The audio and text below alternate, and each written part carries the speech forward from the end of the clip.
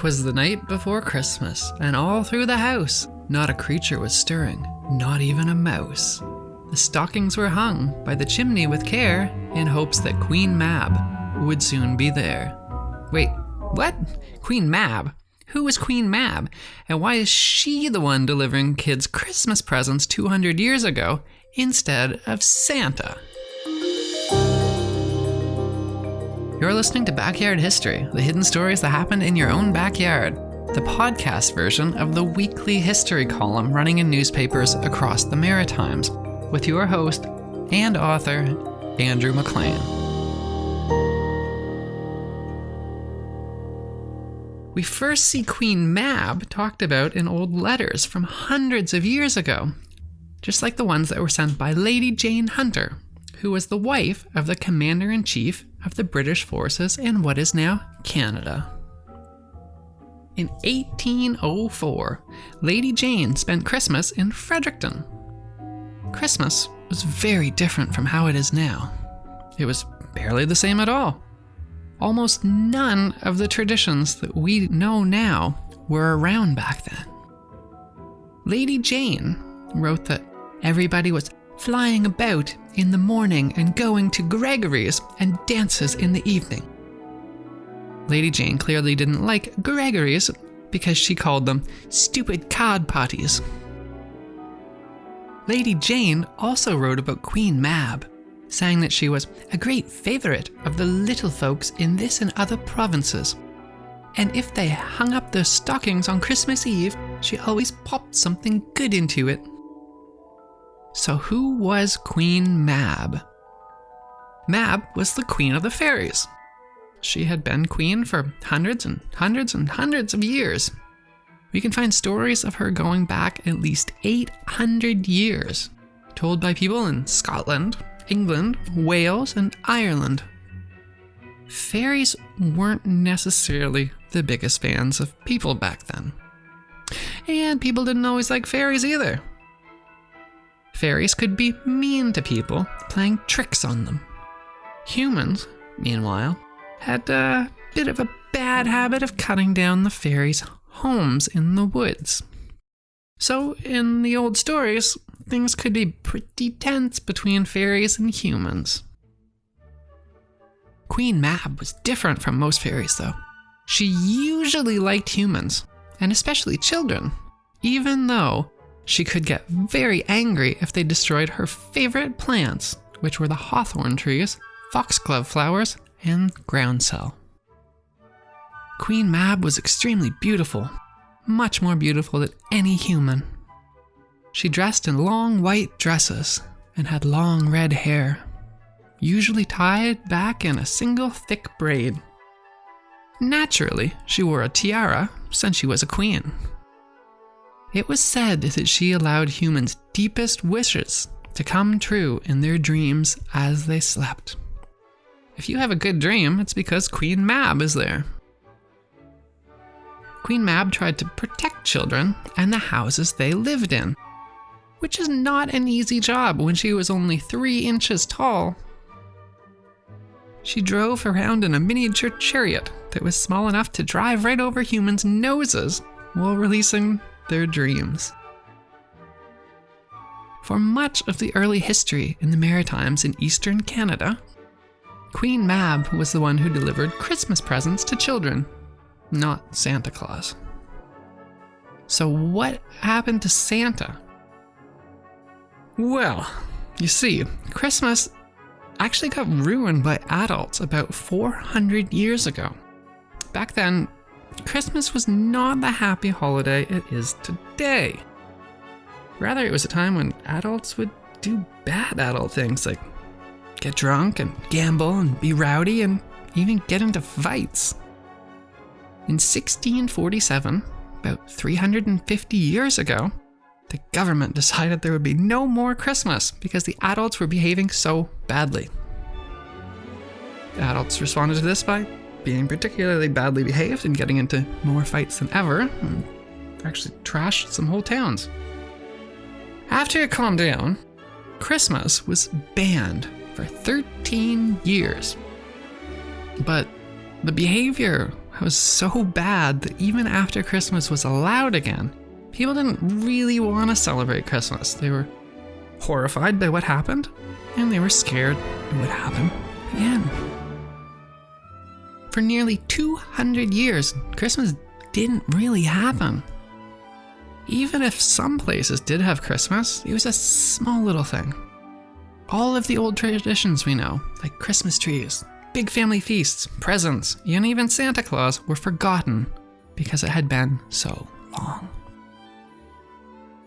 And if people didn't believe in Santa Claus, then he couldn't bring them presents. That only makes sense, right?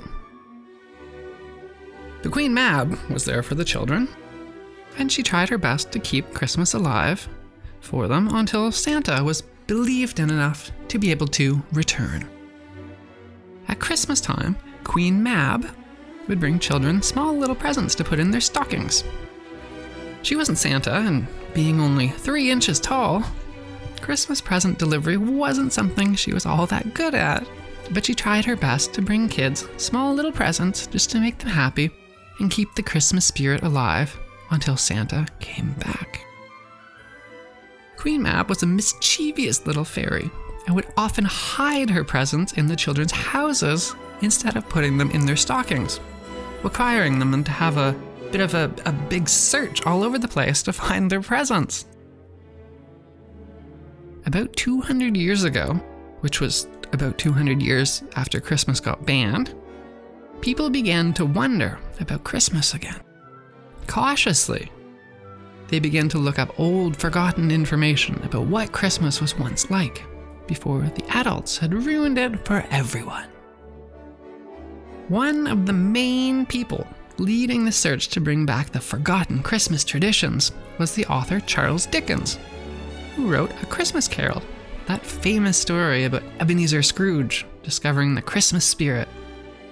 Scrooge wasn't the only one rediscovering the Christmas spirit, as all over the world people were slowly starting to learn about Christmas again. People like Charles Dickens learned that Christmas used to be very different from what the adults had turned it into 200 years before. Christmas was supposed to be about children and about being merry, about giving presents to those that they loved. It was about helping the less fortunate people around them. The more people looked into it, the more they wanted to bring back Christmas. Suddenly, these long-forgotten traditions began to reappear for the first time in hundreds of years. Christmas trees, wreaths, presents, feasts, and Santa Claus. The good news about what Christmas really meant traveled from Britain, where Charles Dickens lived, with people traveling across the vast Atlantic Ocean, all the way to New York City. A preacher there named Clement Clark Moore heard the stories about Santa Claus and decided to write a poem for the children. Although it was written only for his own kids, it ended up being shared with the world. And now it is called the most famous poem in history. He named it A Visit from St. Nicholas, but it's usually known today as 'Twas the Night Before Christmas. Clement Clark Moore's children loved their dad's poem, and he was pretty proud of his work himself, so he immediately mailed a handwritten copy to his good friend Jonathan Odell, who lived in Fredericton. The letter still survives and can be found today in the New Brunswick Museum. This was the first time most people in Fredericton had heard of Santa. Actually, it was one of the few times in centuries anyone anywhere had heard of Santa. But immediately it stirred something forgotten within everyone who heard of Santa. Jonathan Odell immediately took the poem to the newspaper, which was called the New Brunswick Reporter. The newspaper published the poem on Christmas Day in 1830, although they misspelled Blitzen's name as Blixen with an X, leading people to call the reindeer by the wrong name for years.